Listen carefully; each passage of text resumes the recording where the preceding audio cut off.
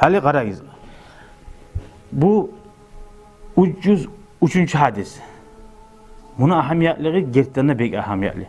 Hali bir adamlar qarab va, şu adam innamay turan adamga, ne asil adamdır. Ne asil hasiyetler, yaxşı adam. Bir de söylemay innamay turup bola. Malay imi adam.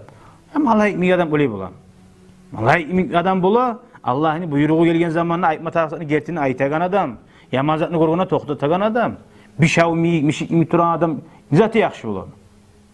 O yaxşı tuğulu.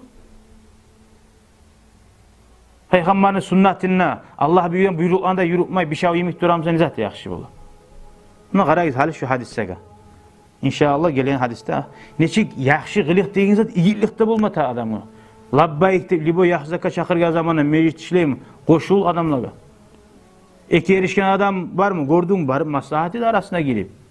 İnnamay turib, her kim o'zini ocağı şuya İslamiyat tömniyleş deyim ne diyor oruçça. Olay bolan zat var maslahati Allahu Teala chaqirgan. Gorganna yamazan tuzamaga. Ashabın hadisine geleyik 303. ashab Sam'al Ansari radıyallahu anhu ennehu sa'ala Resulullah sallallahu aleyhi ve sellem anil birri vel ismi. Peygamber'e soradı bir daha ashaba. Yaxşı nedir, günah nedir? Qala aytti al birru husnul xuluq. Yaxşılık, asılgılık, qılıq nezakkeni bilecek bir artta. Vel ismu ma haka fi nefsika ve karihte an yattali aleyhin nas. Günah şu yüreğin erkin bulma açılmayan yazat ve insanlar gorganı suymayan yazat. Yani alda da esker yine de bu hadis başlayaktan başkası daha da eskeri.